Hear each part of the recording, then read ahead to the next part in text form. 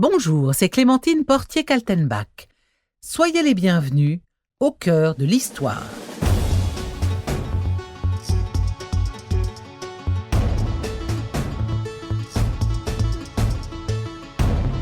Marie-Thérèse Charlotte, née le 19 décembre 1778, est la fille aînée de Louis XVI et Marie-Antoinette.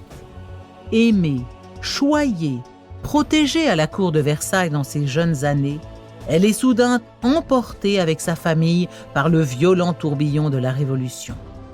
L'échafaud fauche tour à tour son père, sa mère, sa tante Élisabeth, ses amis, ses serviteurs et son petit frère, le malheureux Louis XVII, qui disparaît à son tour dans la souffrance et l'abandon le plus complet. Emprisonnée à la prison du Temple durant 3 ans et demi, Marie-Thérèse est la seule à survivre. Quand et comment a-t-elle fini par échapper à ses bourreaux? C'est ce que je vais vous raconter dans cet épisode en 2 parties. Première partie, 3 ans, 4 mois et 5 jours.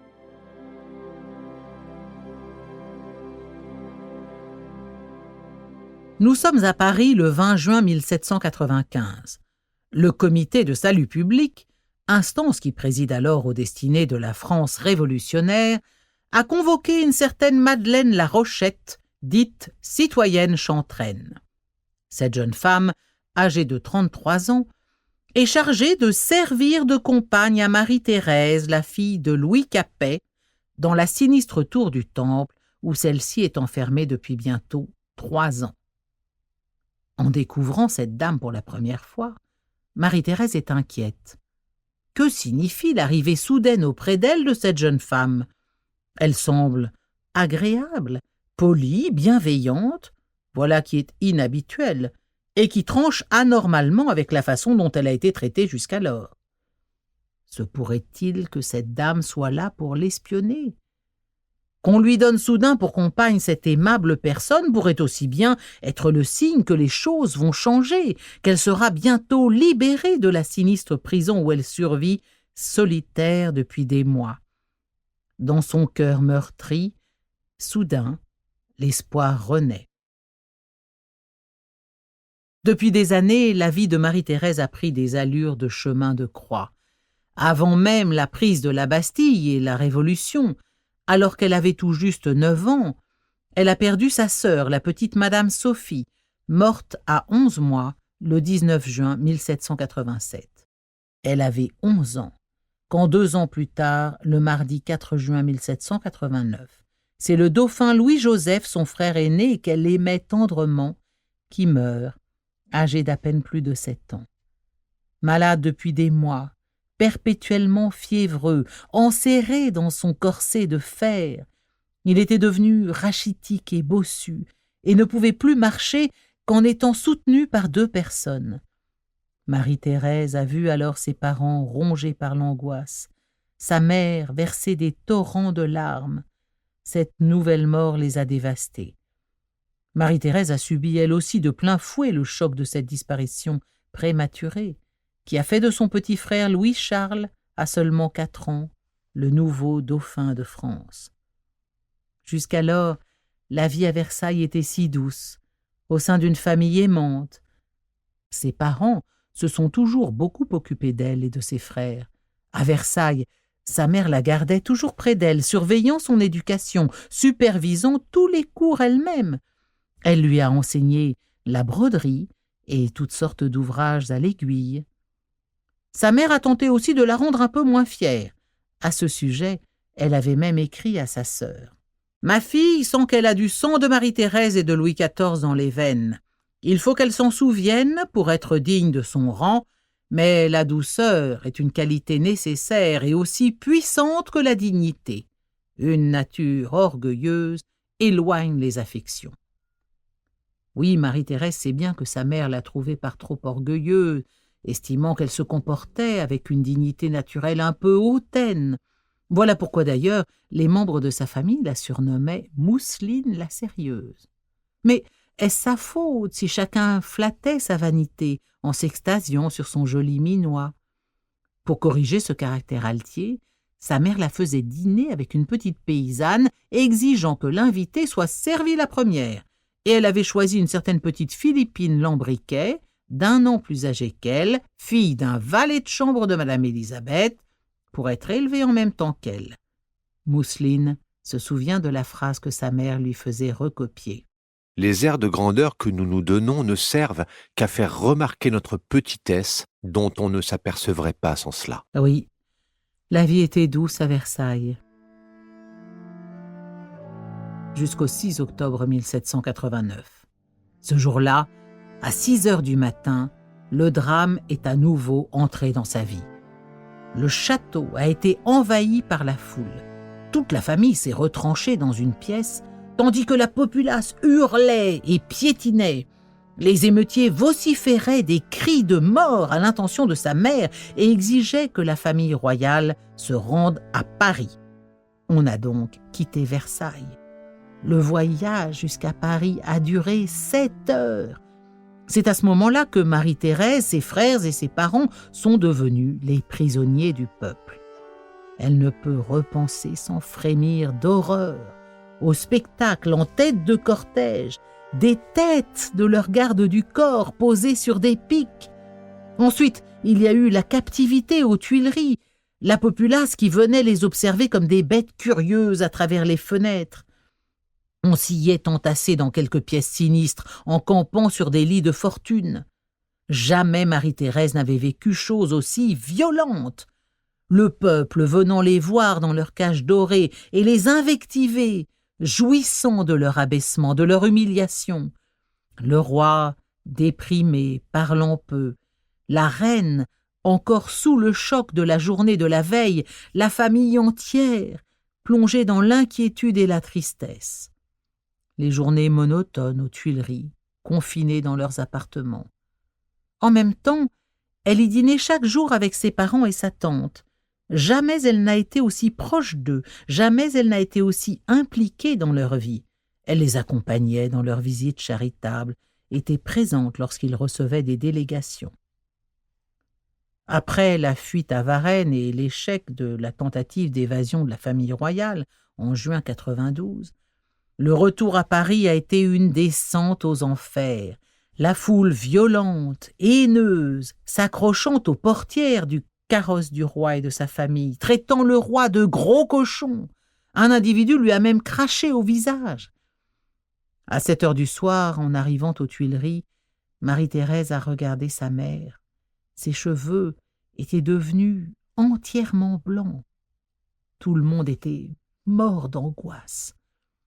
Puis 2 mois plus tard, quand les Tuileries ont été envahies par la populace et que la famille a dû quitter les Tuileries pour se réfugier aux Feuillants, les Feuillants, c'est ce monastère de la rue de Rivoli où siègent alors les membres de la Convention, eh bien la famille royale a vu ses gardes suisses se faire massacrer.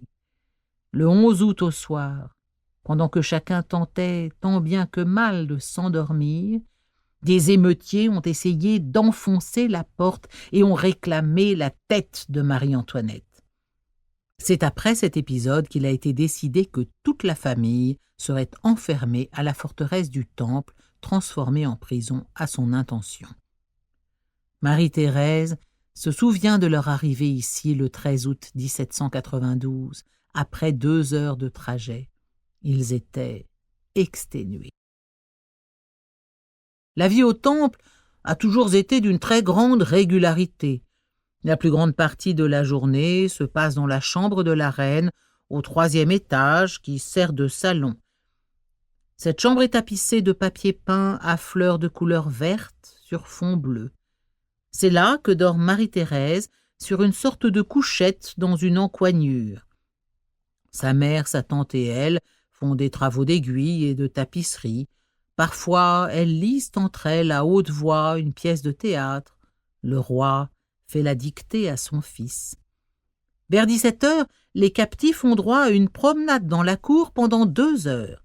Marie-Thérèse joue alors avec son frère au toton ou au volant. Un toton, c'est bien sûr une toupie. Des jeux d'enfants, jeux de son âge, puisqu'elle n'a que 13 ans. Son pire souvenir au Temple est lié à ce terrible dimanche 20 janvier 1793 où sa mère, sa tante et elle ont entendu dans la rue une voix amie leur annoncer l'issue du procès du roi.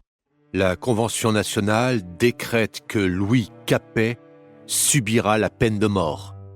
L'exécution aura lieu dans les 24 heures à compter de sa notification aux prisonniers. Toute la journée s'est passée dans l'angoisse, les cris, les sanglots, puis ces moments de silence atroces. Assise face à ses parents, cet épisode, Marie-Thérèse l'a raconté. Nous courûmes chez lui et nous le trouvâmes bien changé. Il pleura de notre douleur, mais non de sa mort. Il raconta à ma mère son procès, excusant les scélérats qui le faisaient mourir. Il donna ensuite de bonnes instructions religieuses à mon frère et lui recommanda surtout de pardonner à ceux qui le faisaient mourir. Il donna sa bénédiction à mon frère et à moi. Cette scène d'adieu du 20 janvier dure près de 2 heures. C'est un cauchemar. La reine étouffe de douleur, Louis-Charles fond en larmes, Marie-Thérèse jette des cris perçants. Le lendemain, 21 janvier 1793, à 10h30, des salves d'artillerie tonnent au loin.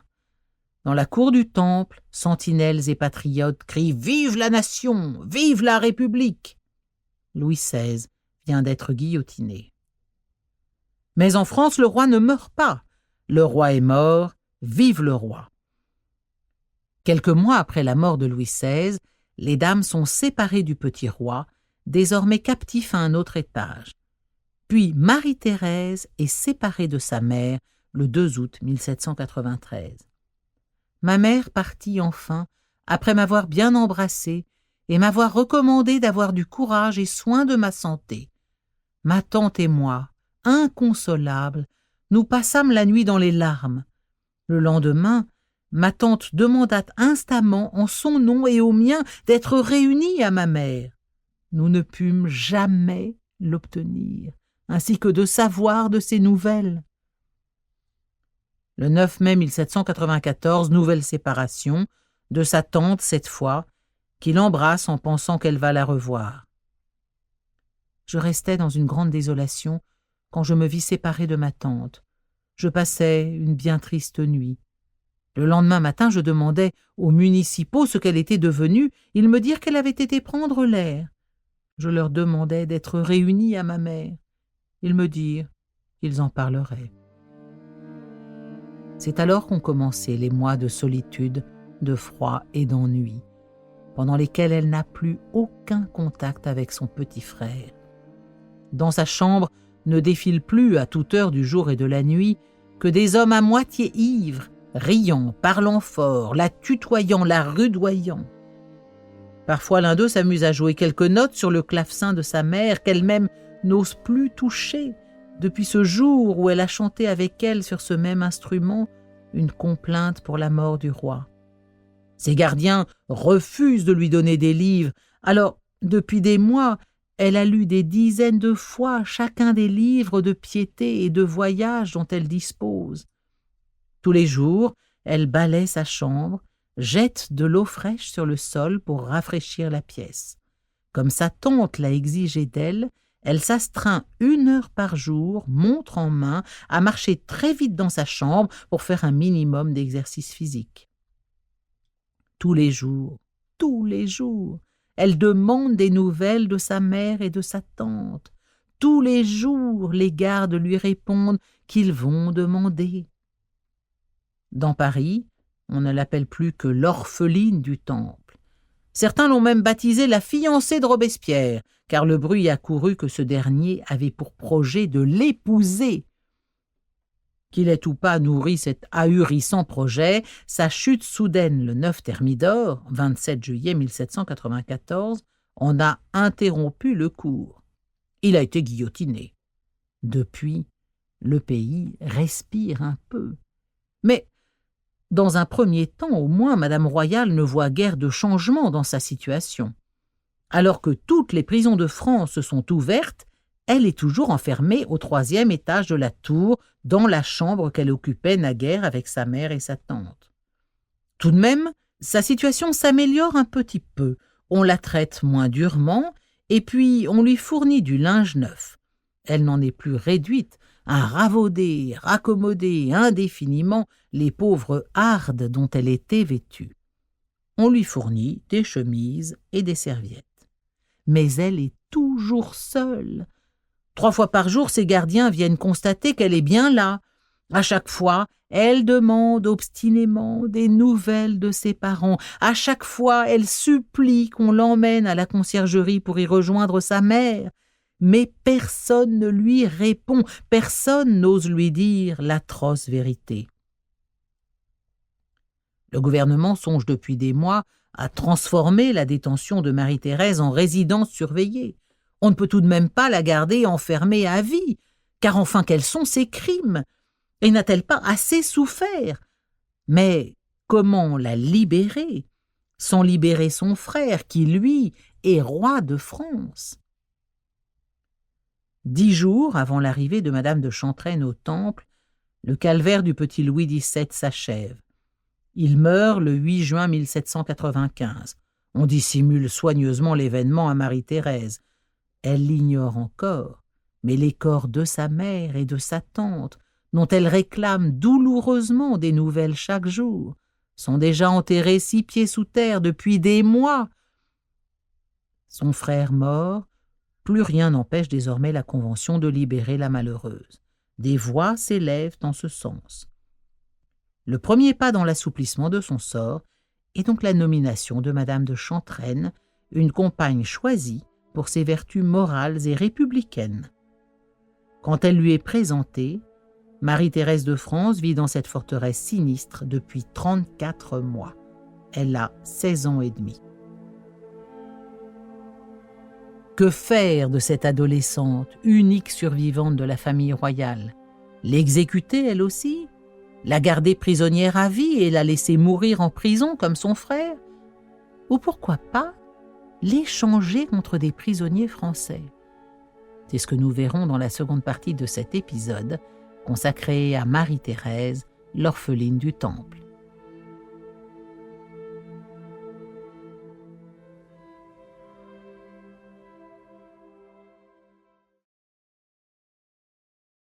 Bonjour, c'est Clémentine Portier-Kaltenbach. Soyez les bienvenus au cœur de l'histoire.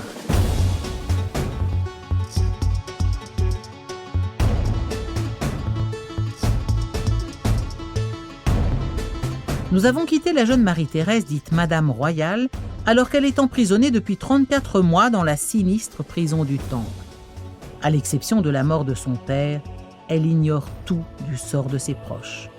Depuis la mort de Robespierre, le 9 Thermidor, 27 juillet 1794, sa situation s'améliore sensiblement.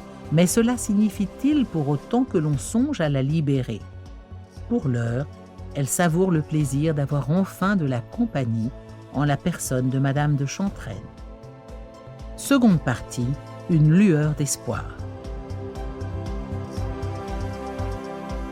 Quelle n'est pas la surprise de Marie-Thérèse de voir du jour au lendemain une inconnue lui faire la révérence et s'adresser à elle en lui disant « Madame ». Elle n'a plus l'habitude et se montre d'abord méfiante. Elle a aussi du mal à répondre, car depuis des mois, elle n'a quasiment aucun contact humain. 14 mois plus tôt, avec le départ de sa tante, Madame Élisabeth, la solitude lui a quasiment fait perdre l'usage de la parole et le son de sa voix est devenu si faible qu'on a du mal à la comprendre. Le jour où Madame de Chantrenne lui est présentée, elle est vêtue d'un corsage trop petit et d'une vieille robe de soie grise très courte, sous laquelle elle essaie de dissimuler ses pieds fort mal chaussés. De longs cheveux blonds tombent sur ses épaules. Elle est indéniablement jolie. Son teint est blanc, comme celui de sa mère, mais se trouve un peu gâté par des rougeurs sur les joues. Ses grands yeux bleus, les yeux de sa mère, donnent à son regard une expression d'étonnement et de mélancolie. De ses mains, que le froid de 3 rudes hivers a rougi, elle tricote un pauvre ouvrage fait et défait 100 fois, car elle ne possède qu'une petite provision de laine. Les jours passent, et Marie-Thérèse s'attache à cette dame qui se montre si bienveillante. Elle écrit « Si l'on finit par mettre auprès de moi une personne qui ne soit pas un monstre, je sens que je ne pourrais m'empêcher de l'aimer. » Mise en confiance, Marie-Thérèse ose maintenant lui poser les questions qui la taraudent. Où se trouve ma mère? Qu'est devenue ma tante? Où se trouve mon frère? Marie-Thérèse ignore tout de l'ampleur de la tragédie, mais Madame de Chantrenne a ordre de ne répondre à aucune de ces questions. Enfin, le jour où elle est autorisée à le faire, il lui faut avouer à cette jeune fille de 16 ans, qui se croyait seulement orpheline de son père, que sa mère est morte, que sa tante est morte et que son frère est mort aussi.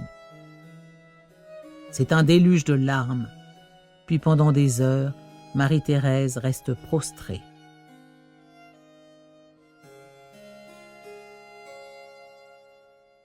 À partir de cet été 1795, ainsi que cela avait été le cas aux Tuileries, Marie-Thérèse devient un sujet de curiosité.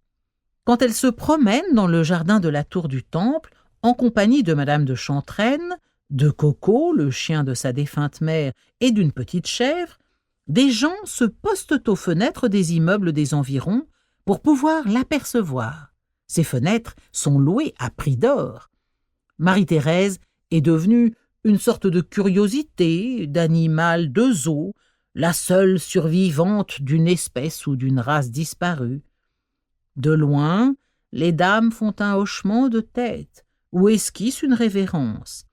Parmi les curieux se trouvent même des peintres qui, munis de lunettes télescopiques pour pouvoir l'observer de plus près, font son portrait. Quel bonheur de pouvoir circuler librement dans l'enclos. Bientôt, on supprime la surveillance. La garnison, qui a comporté jusqu'à 250 hommes, est maintenant réduite à 15 hommes. Madame de Chantrenne, ayant signalé le dénuement dans lequel se trouve Marie-Thérèse, on lui a fait porter, en plus des robes et des chemises, des souliers et des bas de soie. Et son instruction devient également le sujet du jour. La Convention ne saurait la remettre en liberté sans qu'elle ait reçu un véritable enseignement, car alors, à travers elle, c'est la Révolution elle-même qui serait durement jugée pour son ignorance. Marie-Thérèse est évidemment très demandeuse. Depuis de longs mois, elle s'ennuie mortellement entre ces 4 murs et n'a fait que relire indéfiniment les quelques livres dont elle disposait. Donc, elle est pleine de bonne volonté. Elle a envie de tout lire, de tout apprendre, d'échapper à l'ennui. Elle aime particulièrement le dessin. Durant tout le temps de sa captivité, elle n'avait le droit ni d'écrire, ni de dessiner. Elle ne possédait ni encre, ni crayon, ni papier, ni pinceau. Et voici que du jour au lendemain, elle reçoit tout cela à la tour du Temple, ainsi que des livres. Pour retrouver une voix normale, elle lit à voix haute en articulant distinctement. En quelques semaines, le changement est notable. Madame de Chantrenne surprend même Marie-Thérèse à esquisser un sourire furtif. Toute cette nouveauté distrait la jeune fille de sa mélancolie. Ce n'est pas le bonheur, mais un heureux calme, un consolant espoir. Marie-Thérèse approche de ses 17 ans. Elle semble revivre après avoir si souvent frôlé la mort. Et Madame de Chantrenne lui est devenue indispensable. Elle s'est beaucoup attachée à elle, l'appelle Rainette, et quand celle-ci doit s'absenter, Marie-Thérèse est dévastée, alors elle lui écrit aussitôt. D'une certaine manière, ces 6 derniers mois passés au Temple sont paradoxalement l'un des moments les plus heureux de sa vie, parce qu'elle a retrouvé un semblant de vie normale et que se trouve enfin auprès d'elle un être bienveillant qui lui donne de l'affection. Autre heureux événement, elle est autorisée à recevoir la visite de Madame de Tourzel, femme de chambre de sa mère, accompagnée de sa fille Pauline, et de Madame de Macot, sa nourrice. Ces dames, elles aussi ont connu la prison, mais ont réussi à échapper à la guillotine. Ayant obtenu la permission de rendre visite à Marie-Thérèse, elle traverse tout Paris à pied pour venir jusqu'à elle. Lorsque Madame de Macot est annoncée, la princesse se précipite dans l'escalier, sautant les marches 4 à 4, passe les guichets et se jette dans les bras de sa vieille gouvernante. Comme décidément, les temps ont bien changé. C'est dans le journal révolutionnaire Le Père Duchesne qu'est publié le récit des retrouvailles de Madame de Tourzel avec l'orpheline du Temple.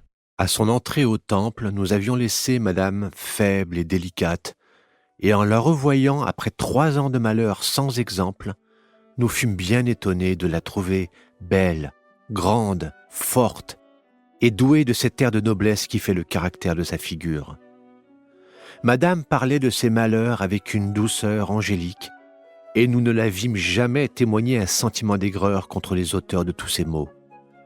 Puis elle ajouta, fondant en larmes et du ton le plus déchirant, « J'aurais été plus heureuse de partager le sort de mes parents que d'être condamnée à les pleurer. » Madame Royale circule maintenant à sa guise dans toute la tour. Elle est devenue véritablement la châtelaine du Temple et fait visiter le vaste édifice à Pauline et sa mère. Oui, les temps ont bien changé.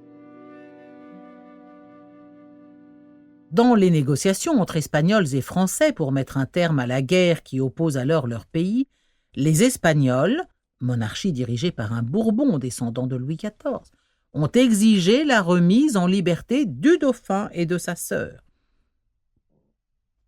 Les choses ont été retardées par la mort du dauphin. Mais aujourd'hui, la France se déclare prête à faire reconduire à la frontière Madame Royale. En même temps, côté français, on se dit qu'il serait dommage de ne pas profiter de cette opération pour échanger Marie-Thérèse contre certains prisonniers politiques tombés entre les mains de l'Autriche, alors elle aussi en guerre avec la France. Autrichienne, Marie-Thérèse l'est par sa mère, et lorsqu'elle sera libérée, c'est tout naturellement en Autriche qu'elle sera recueillie. L'impératrice Marie-Thérèse d'Autriche, dont elle porte le prénom, était sa grand-mère. Le 30 juin 1795 est voté le décret suivant.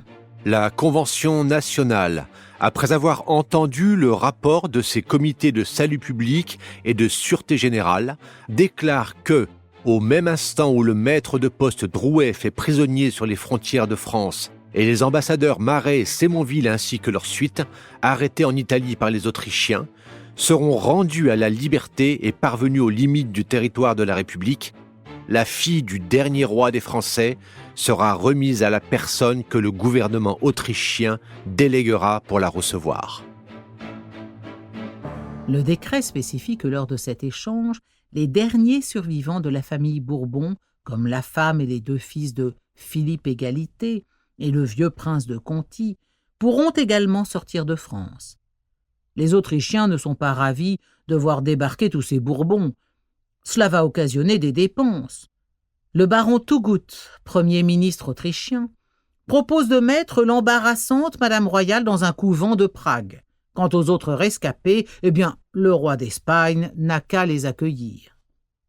Le comte de Provence, frère de Louis XVI, qui avec la mort du petit Louis XVII est devenu roi de France, écrit à l'empereur d'Autriche qu'il juge très insolent et scandaleux de la part des révolutionnaires d'oser établir un parallèle entre sa nièce et les scélérats contre lesquels on va l'échanger, mais que, d'autre part, il voit là un moyen d'arracher sa nièce à son horrible captivité.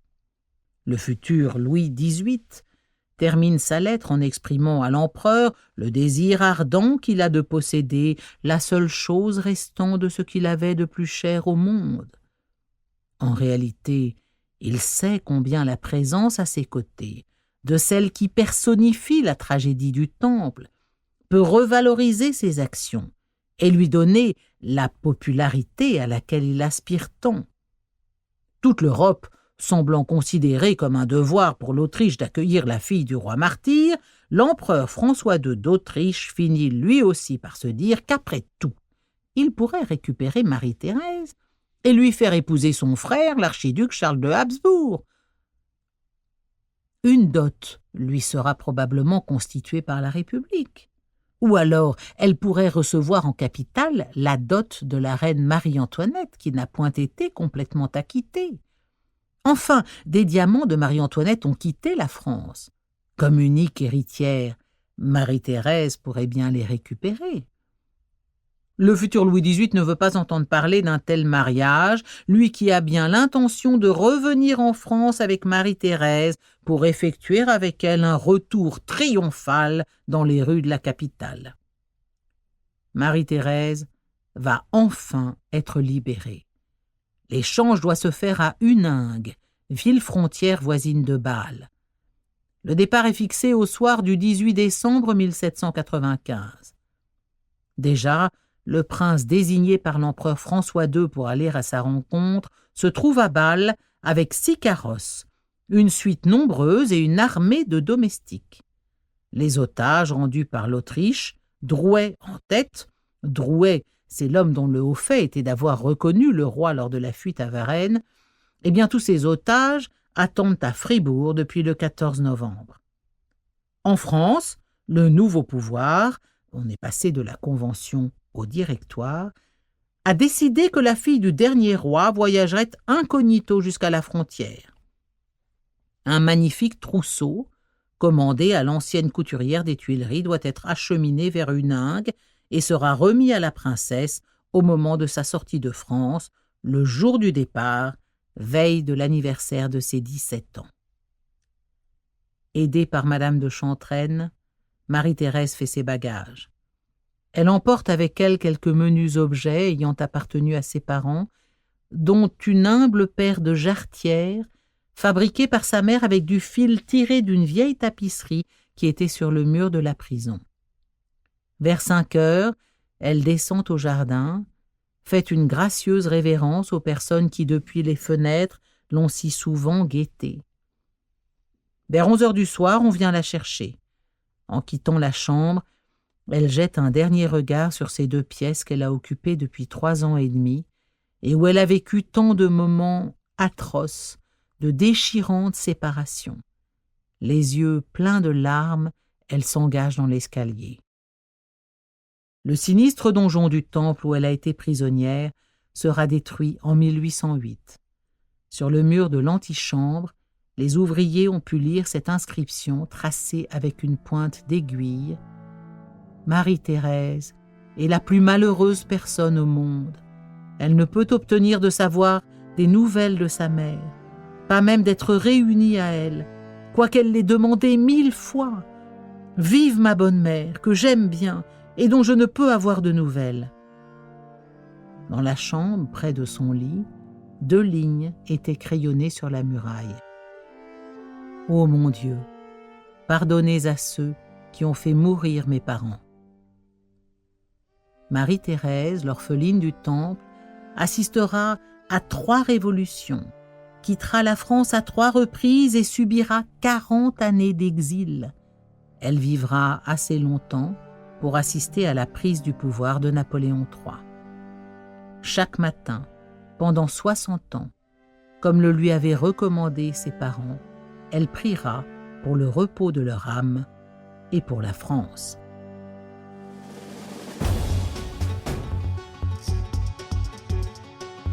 C'est la fin de ce double épisode consacré à Madame Royale, l'orpheline du Temple. Si cette plongée dans l'histoire vous a plu, parlez-en autour de vous et faites-moi part de vos commentaires sur le groupe Facebook Au cœur de l'histoire. Je vous lirai et je vous répondrai. Pour ne rater aucun épisode, abonnez-vous sur Apple Podcasts, Spotify, Deezer ou la plateforme sur laquelle vous écoutez habituellement vos podcasts. Au cœur de l'histoire est une création originale Europe 1 Studio. J'ai écrit l'épisode que vous venez d'entendre. La réalisation est de Clément Ibrahim. Et si vous voulez aller plus loin, la bibliographie de cet épisode vous attend sur le site d'Europe 1. À très bientôt.